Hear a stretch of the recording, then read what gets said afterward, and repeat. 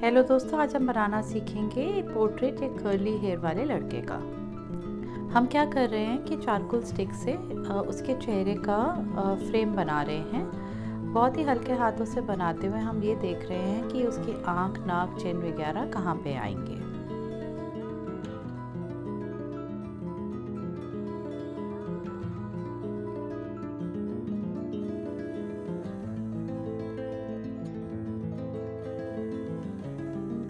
अब मैं कुछ लाइंस बना रही हूँ जहाँ पे उसके दाढ़ी आनी है। हम कभी भी ड्राइंग करते हैं और कुछ चीज़ बनाते हैं तो उस चीज़ का रेफरेंस लेते हुए हम दूसरी चीज़ बनाएंगे।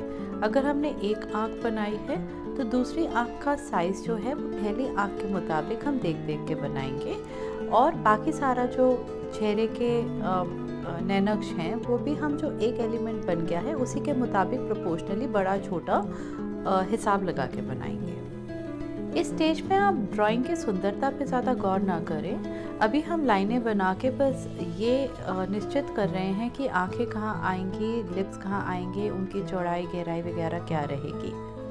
ये जो स्टेज है वो चेहरे के और फीचर्स के प्रोपोर्शन सही बैठ जाएं उसके लिए है। इसलिए अभी आप सुंदरता की ज़्यादा चिंता ना करें और आप ये देखें कि उसका जो साइज़ है, जो उसकी चौड़ाई वगैरह है वो सही बैठ रही है। तो आप देखेंगे इस स्टेज में कभी भी आर्ट वर्क खूबसूरत नहीं होता है, क्योंकि हम रेफरेंस लाइंस बना रहे हैं, सीधी लाइंस बना रहे हैं देखने के लिए कि ढांचा कैसा रहेगा।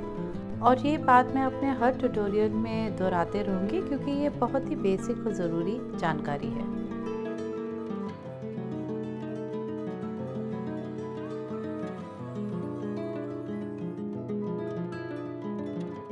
अब जब मुझे बेसिक स्ट्रक्चर से संतुष्टि मिल गई है तो मैं दोहरा रही हूँ, थोड़ी गाढ़ी लाइन बना रही हूँ। लेकिन आप देख सकते हैं जो मेरे नई लाइन है वो पुरानी लाइन के बिल्कुल ऊपर नहीं आ रही हैं, थोड़े इधर उधर आ रही हैं, जो ज़रूरी भी है क्योंकि अभी दूसरी बारी मैं गौर ज़्यादा कर रही हूँ कि उसके फेस का साइज़, शेप वगैरह कैसा रहेगा।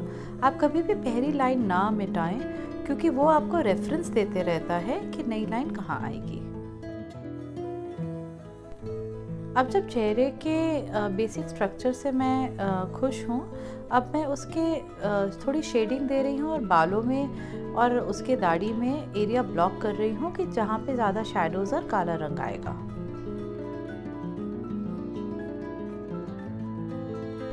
इस स्टेज में हम ब्लॉक कर रहे हैं एरिया जहाँ पे उसके बाल, दाढ़ी आएंगे और थोड़ा उसके आँखों और बाकी फीचर्स को अच्छे से डिफाइन कर रहे हैं, पहले से थोड़ा बेहतर।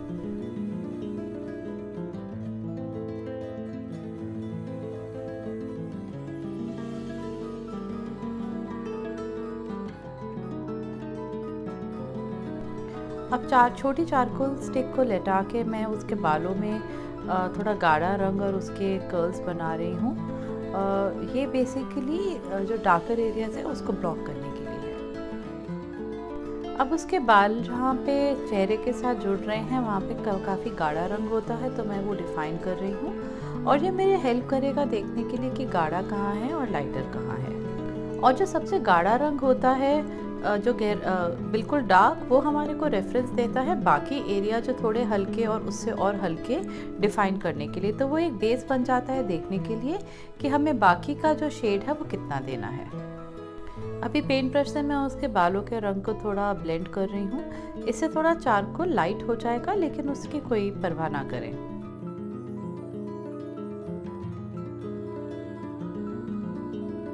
हम चाहते यही हैं कि हम दोबारा शेडिंग करें और ब्लेंड करें और दोबारा चारकोल से रंग लाएं, मल्टीपल लेयर्स लाने के लिए।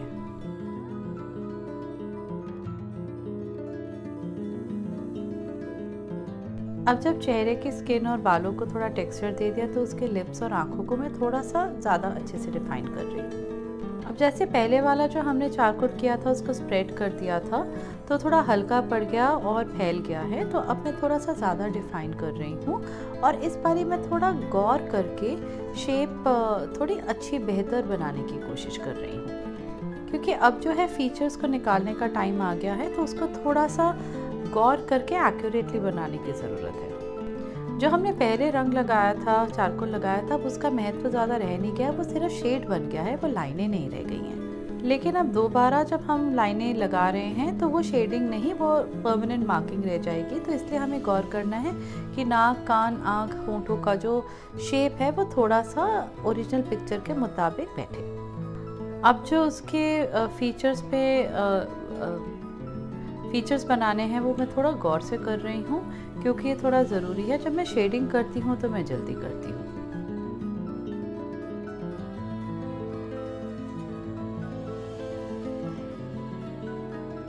जब भी कोई पेंटिंग मोनोटोन में होती है, जो कि एक ही रंग होता है, तो हमें बारी बारी रंग आके छोड़ना पड़ता है। उसको ब्लेंड करना है, उसके बाद फिर आके डिफ़ाइन करना है, फिर ब्लेंड करना है, फिर डिफ़ाइन करना है। वो मल्टीपल लेयर दे देगा और एक ही फ्लैट कलर नहीं रहेगा। तो हम जब भी आते हैं शेडिंग नए देने के लिए, हम पुराने जो मार्क्स हैं उसको थोड़ा हल्का छोड़ देते हैं और हर बारी हम नए मार्क्स छोड़ते हैं, जिससे फेस का स्ट्रक्चर और शेडिंग काफ़ी डेप्थ लेके आती है। और अगर आप गौर करें तो मैं वही कर रही हूँ। मैंने पहले उसकी दाढ़ी बनाई थी, अब फिर बना रही हूँ। उसकी आंखें पहले बनाई थी, अब फिर बना रही हूँ, या आगे भी बनाऊँगी। और यही प्रोसेस बारी बारी मैं दोहराती रहूँगी, और यही प्रोसेस है।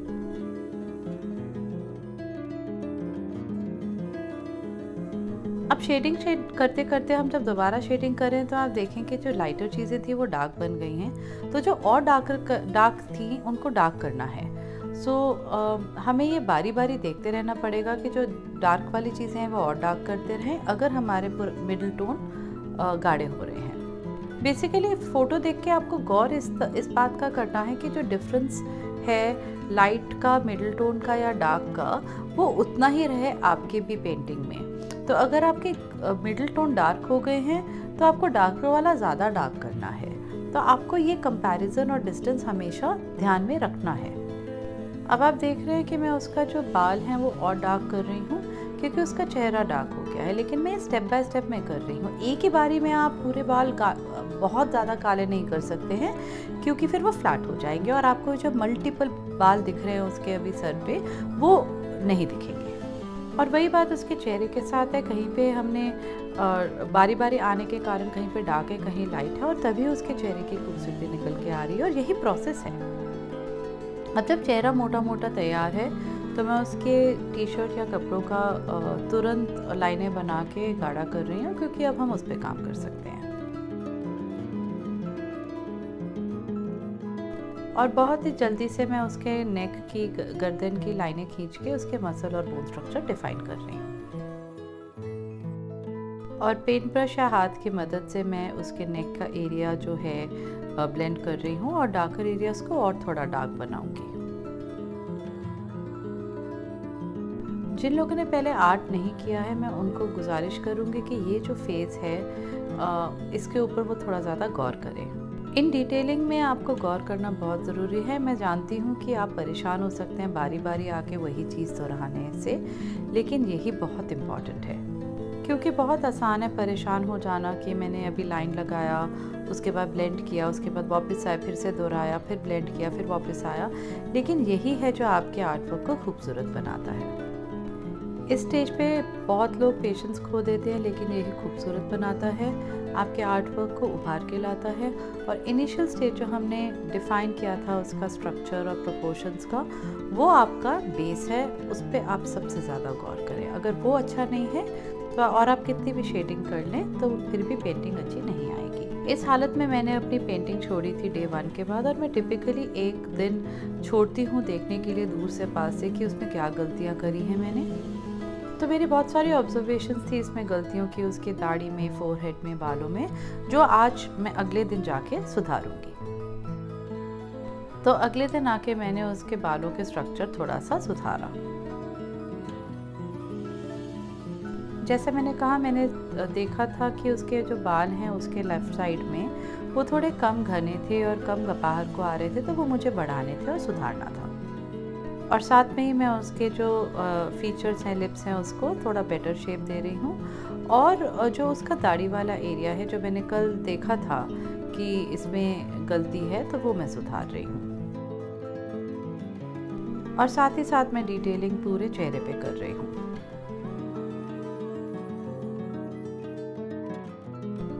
जो आर्ट वर्क है वो रिपीटेशन का प्रोसेस है। मैंने कल भी यही किया था, उसके गर्दन में बोथ स्ट्रक्चर डिफाइन किया था, ब्लेंड किया था और आज भी मैं वही पूरे स्टेप्स दोहरा रही हूँ।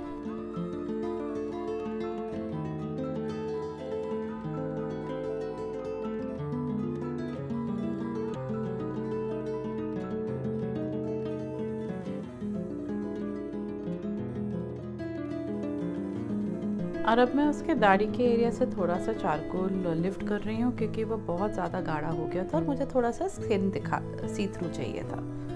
और उसके बाद मैं ब्रश से उसके बालों को ब्लेंड कर रही हूँ। एक्चुअली ये ब्लेंडिंग नहीं है, मैं बालों से उसके जो कर्ल्स हैं, उसकी जो लटे हैं, उसको डिफ़ाइन कर रही हूँ। इसको बनाते बनाते चारकोल थोड़ा लिफ्ट हो रहा है, तो जहाँ जहाँ ब्रश जा रहा है वहाँ से थोड़ा चारकोल उठ रहा है और उसके वो बाल डिफ़ाइन हो रहे हैं। वही मेरे को चाहिए क्योंकि वो कई टेक्सचर दे देगा बालों को और उसकी लेयर्स बनाएगा। और वही चीज़ उसकी आंखों में कर रही हूँ। पहले मैं पुराना जो चारकोल है वो ब्लेंड कर रही हूँ और नए से उसको डिफ़ाइन कर रही हूँ, तो ये मल्टीपल लेयर्स बन रही हैं। और बाद में मैं ज़रूर चारकोल पेंसिल से आऊँगी उसकी आंखों में और डार्कर एरियाज़ को डिफ़ाइन करने के लिए।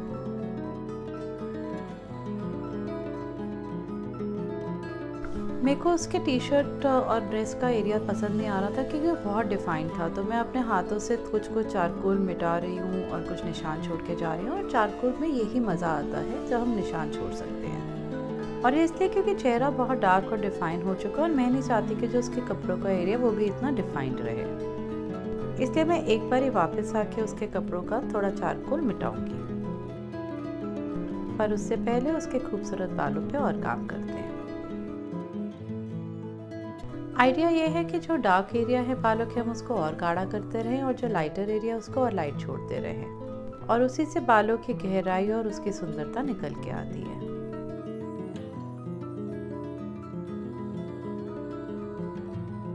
अब आप देखें, मैं चारकोल पेंसिल से उसके आंखों के काला एरिया डिफाइन कर रही हूँ और चारकोल स्टिक से जहाँ पे मार्क्स छोड़ने हैं वो छोड़ रही हूँ। और वही चीज़ मैं लिप्स के साथ भी कर रही हूँ, जो डार्कर एरिया उनको ज़्यादा डार्क करके और ओवरऑल लिप्स का स्ट्रक्चर थोड़ा डिफाइन कर रही हूँ।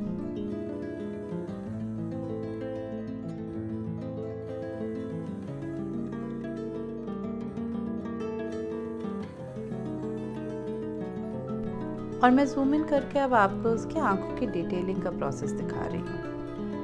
तो मैं कुछ एरिया से चारकोल लिफ्ट कर रही हूँ और कुछ जगह पे चारकोल शेड्स छोड़ रही हूँ और ब्रश से ब्लेंड कर रही हूँ। ये मल्टीपल उसके शेड्स देने के लिए है, तो आप समझने के लिए गौर से देखते रहिए, ये अपने आप समझ जाएंगे, लेकिन बहुत ही इम्पोर्टेंट प्रोसेस है।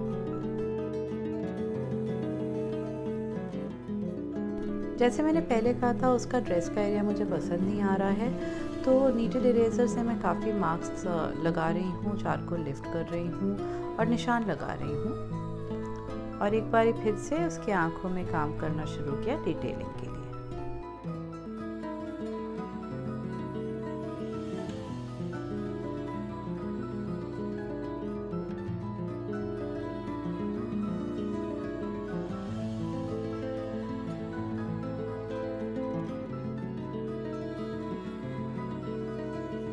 अगर आप देखें तो मैं एक सीधी गाढ़ी लाइन नहीं खींच रही हूँ, कहीं कहीं जगह पे थोड़े डार्क मार्क्स छोड़ रही हूँ, कहीं से लिफ्ट कर रही हूँ। तो आप भी ऐसा ही करें, पूरी लकीर ना खींचें, जहाँ जहाँ ज़रूरत है वहाँ पे बस थोड़ा थोड़ा डार्क करके छोड़ते रहिए और मार्क्स लगाते रहिए।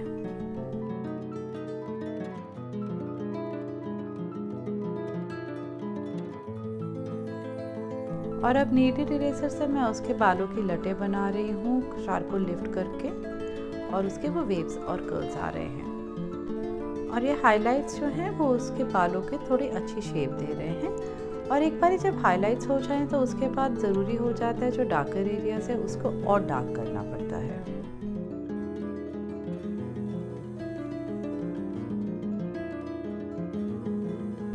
अब एक बहुत इम्पॉर्टेंट पार्ट है और बहुत ही ट्रिकी और मुश्किल पार्ट है, जो वो है बालों को और लटों को उसके माथे के ऊपर गिराना। अब आप जब भी ये काम करें कि जो आपकी मेन पेंटिंग के ऊपर आपको थोड़ा कुछ और ड्रॉ करना है तो बहुत ही ध्यान से करें, क्योंकि थोड़ी सी भी गड़बड़ आपकी जो मेन पेंटिंग है वो ख़राब कर सकती है। हालांकि हम उसको फिर से सुधार सकते हैं, लेकिन आपने खुद ही देखा था कि हमने उसकी आंखों में कितनी मेहनत करी थी। तो क्यों ना हम अभी गौर करके थोड़ा ध्यान से इसको काम करें।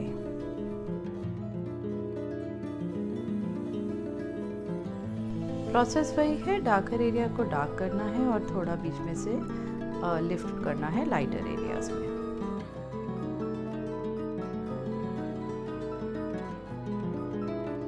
जैसे मैंने पहले कहा था कि जो भी अगर आपको मेन पेंटिंग के ऊपर करना है उसको प्लीज़ बहुत गौर से करिए, सो दैट आप अपना जो पीछे का पेंटिंग है वो ख़राब ना करें। अभी मैं नीडेड इरेजर को नीट कर रही हूँ, क्योंकि उसमें क्या होता है, मिटाते मिटाते देखिए चारकोल ऐसे उसके ऊपर आ जाता है, तो इसको नीट करने से वो अंदर चला जाता है और हम फिर से एक बार ही चारकोल लिफ्ट कर सकते हैं।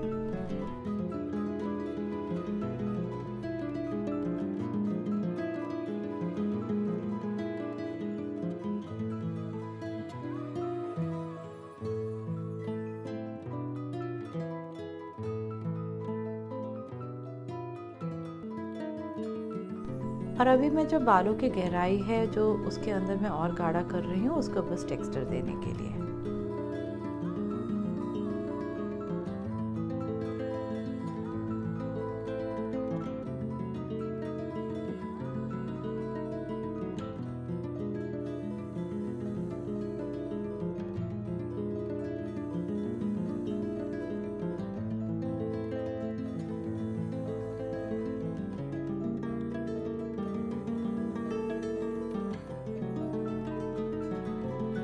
और जैसे पहले कहा था, एक ही लकीर ना खींचिए, आप मल्टीपल शेड्स दीजिए, मार्किंग लगाइए, थोड़ा लिफ्ट करिए, सो दैट अलग अलग टेक्सचर्स उनके बालों में आए।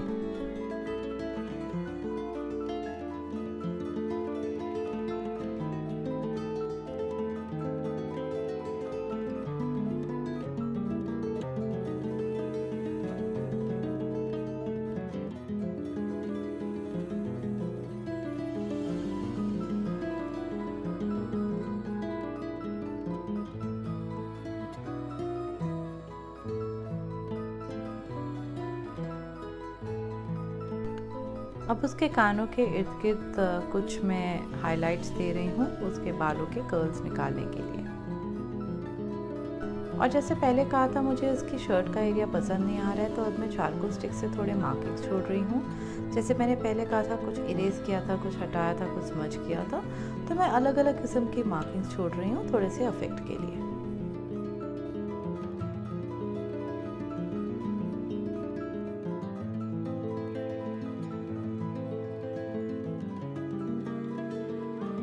उसके बालों की जो लटें हैं वो थोड़ी हवा में बाहर छोड़ के मैं थोड़े फिनिशिंग टचेस दे रही हूँ। आर्ट वर्क हमारा ऑलमोस्ट ख़त्म हो चुका है।